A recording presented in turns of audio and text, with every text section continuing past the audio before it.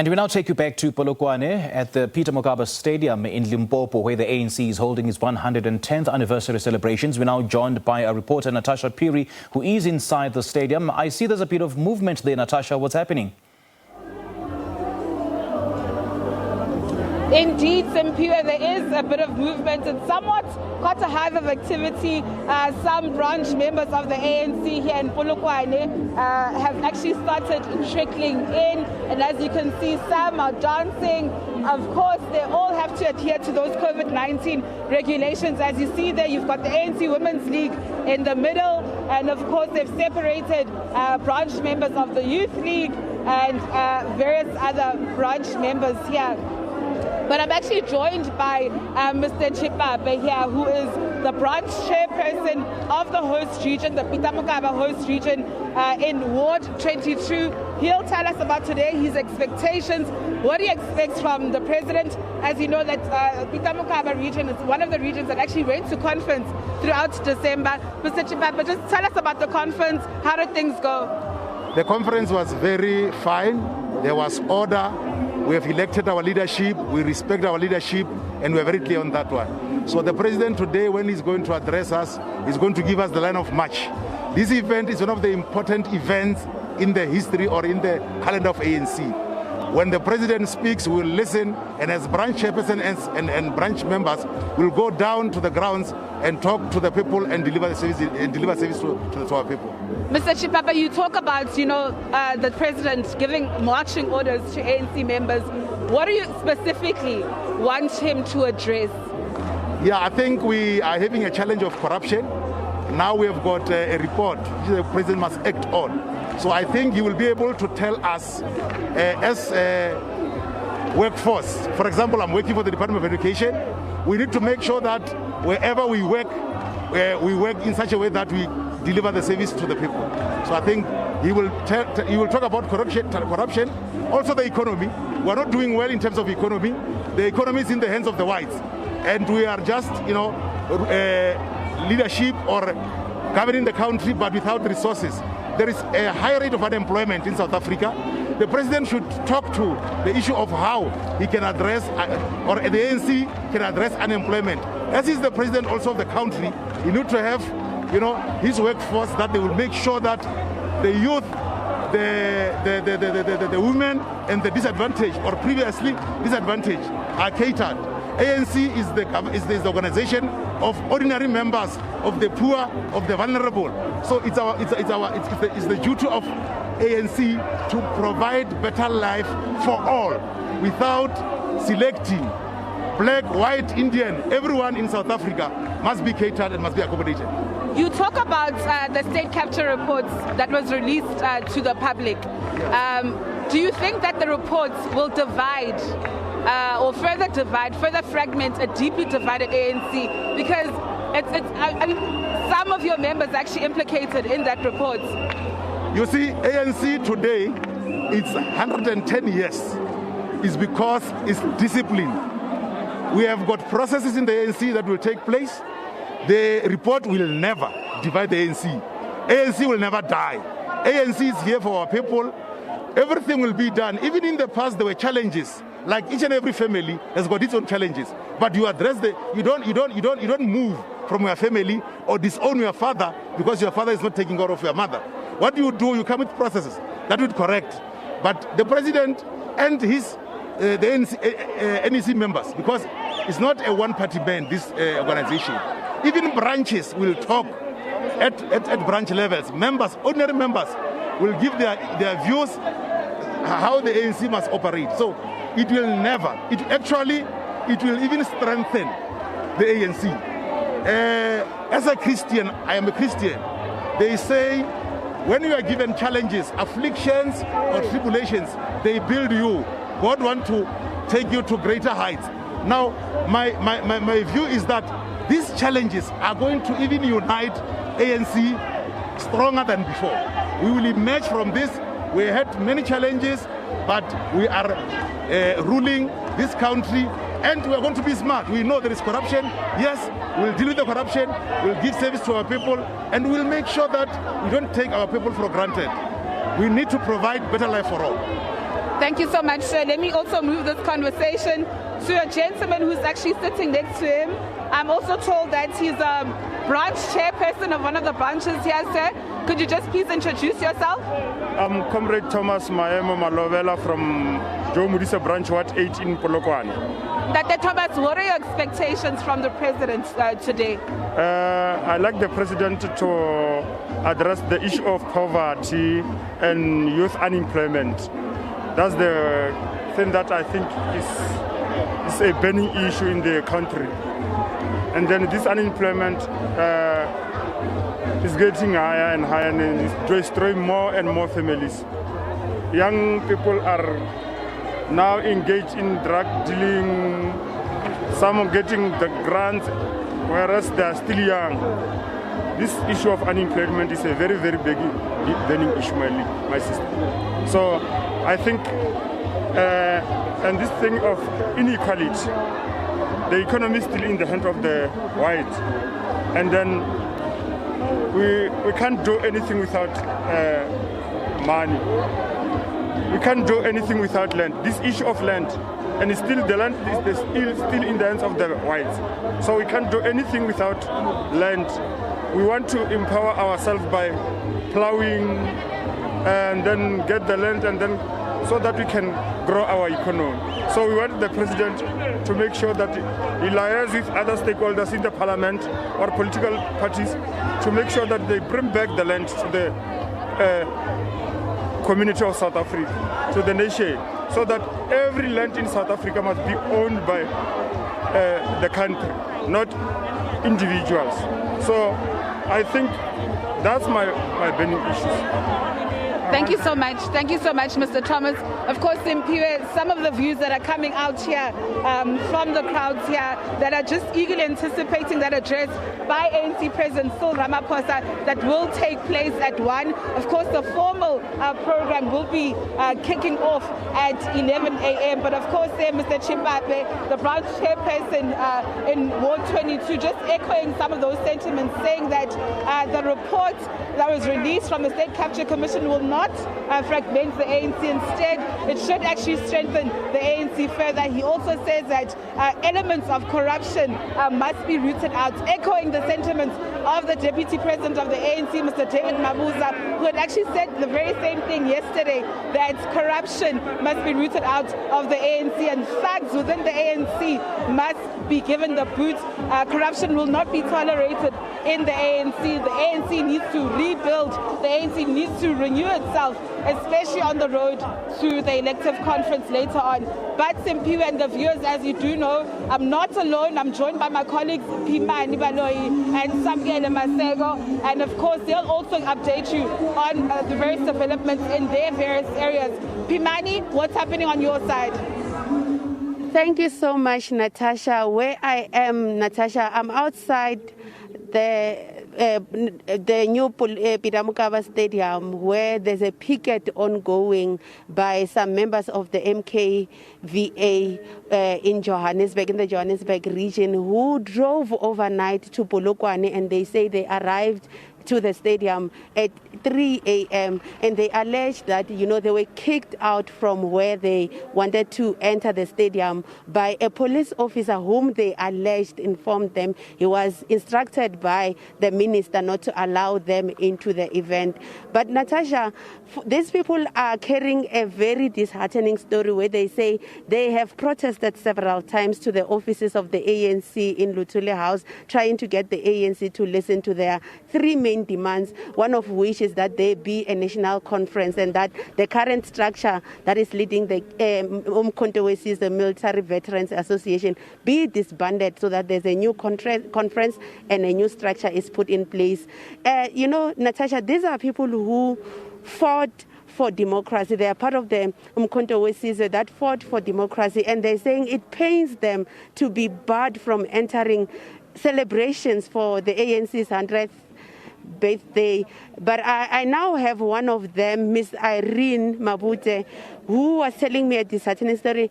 Mama Irene, you were telling me about how you were even once incarcerated due to your work for the MKMVA. Tell me your brief history in the ANC and what made you drive overnight to be here tonight.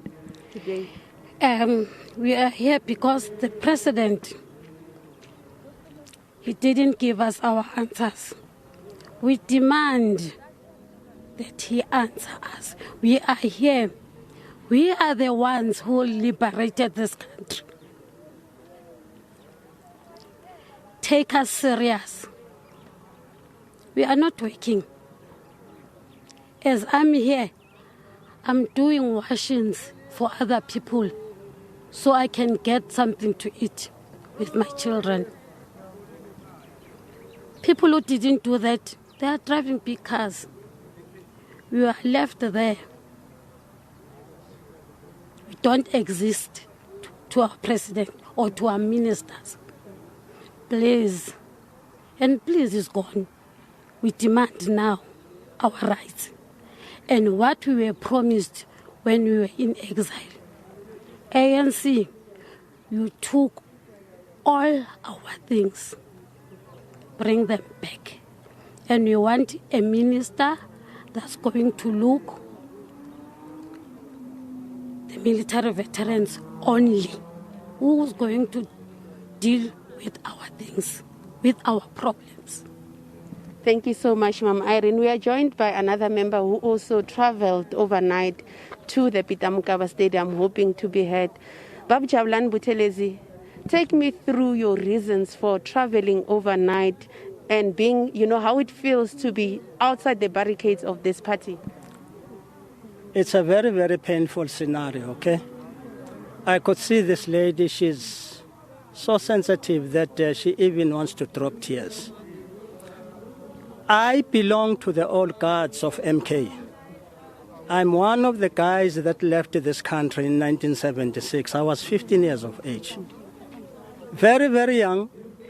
And I never even thought that I can take such stance. But when the call to do something from God Almighty demands, we are born for certain reasons. Although the reason for coming back is not yet realized by some of us who took up this spear and moved on with it, by some of us who stood the test of times in Angola, who saw our comrades dying, some of us who took all this time of being youth and we sacrificed it outside for the cause of our people and the liberation of this country. We are not realizing all those things. And if you can take back the history, most of the people, if today I'm in my 60s, and mind then the people who have left before me and elderly than myself, they are in their 70s now. They are not here. I'm the only one who just came here from that old age because I felt a need to come and support these people. These are people who came after us. By then also they were children.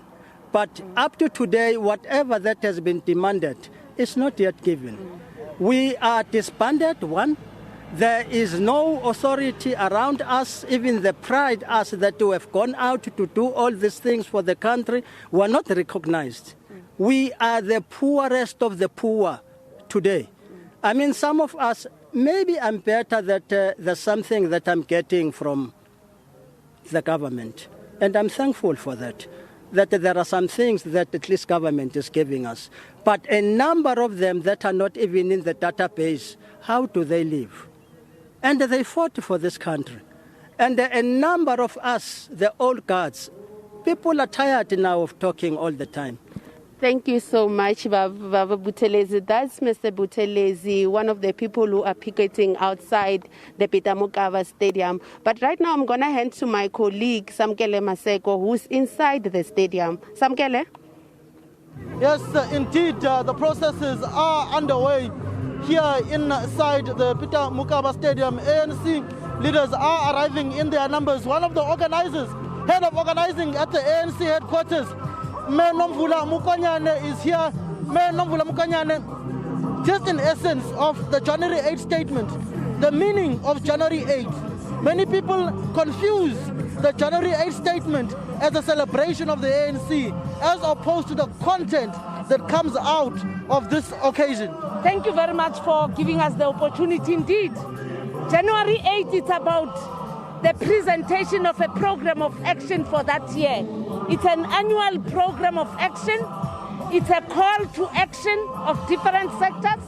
It also defines the theme, what we seek to achieve during that particular year. But of importance, it does not only get limited to the ANC, but also a call to the nation. And West now, with the ANC being in power, it also influences the annual plans and the theme for the 2022-2023 annual plans. So January 8th, as you say, it's about getting the marching orders from the president, coming from the NEC, and ensuring that we also recommit to what the ANC will seek to achieve in terms of its long-term project. When you look at when this January 8th was first conceptualized under President Oliver Reginald Tambo, does it still have the same meaning as when it was done by Oliver Reginald Tambo, your longest-serving president of the ANC? It is almost 50 years ago that President Tambo actually presented the first January 8th statement. We all are seeking to make sure that it becomes relevant. It speaks to the issues of gender-based violence, the issues of the economy, the issues of youth, the issues of women, the issues of organizational development and unity. So it is that particular program. So what it actually assists is to ensure that not every individual member of the ANC decides on what they are going to be doing, but it actually says all of us who are duty bound to achieve these objectives. Thank you very much, Nomvula Mokonyane, the head of organizing of the African National Congress, as their event will get underway. At the moment, Thandi Muraga, who's a PEC member and an MEC of Sports, Arts and Culture here in Limpopo, is on the podium addressing the issues relating to this January 8th statement, their celebrations. I'm going to ask my colleague Thabiso Rapapana to show you some of the NEC members who are already seated, like Zizi Kodwa. They are already seated, and the Minister of Basic Education as well is seated, who has a very big week next week with the reopening of schools. That is NG Mutsacha. She is already on the stage, along as I can also see Gwen Ramaphosa and Nati Mteto, who's the Minister of Sports, Arts and Culture, who is already on the podium. So in essence, the ANC is getting ready for this January 8th statement. I'm going to ask my colleague Nosipho to try and grab some of the NEC members here who has already arrived for this January 8th statement. The likes of Begitele, they are also here. Other NEC members are also trickling in to this stadium to, in essence, hear the January 8th statement, which will look into all-encompassing issues relating to the African National Congress, which also provides a platform going into the issues relating to the SONA, the State of the Nation address, to be addressed by the President of the country.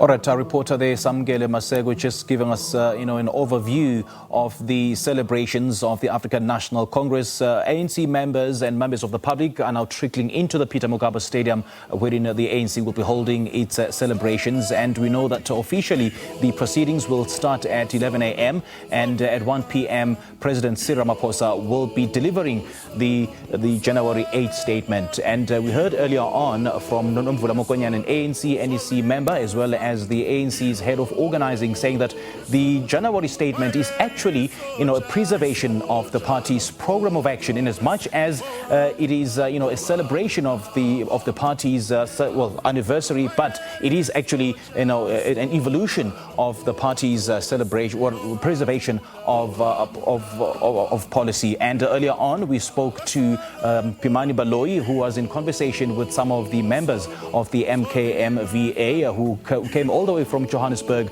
to hold a picket outside the Peter Mokaba Stadium, demanding, amongst other things, a national conference from the Umkhonto weSizwe Military Veterans Association and the disbanding of the current structure. And they're also demanding access to some of the benefits which they say that they've been deprived by the ANC, and they've been given empty promises by the mother body. And earlier on, we spoke to Natasha Piri, who is just in conversation with some of the ANC members who were showing jubilation at being a part of the ANC's 110th anniversary celebrations. All this and more will be bringing you blow by blow and wall-to-wall coverage of the ANC's elections. We've got our reporters stationed all over Polokwane, which is the home of the ANC's 110th anniversary celebrations. This is Morning Live. Let's take a quick break. We'll be back in a moment. Isoja nomkhonto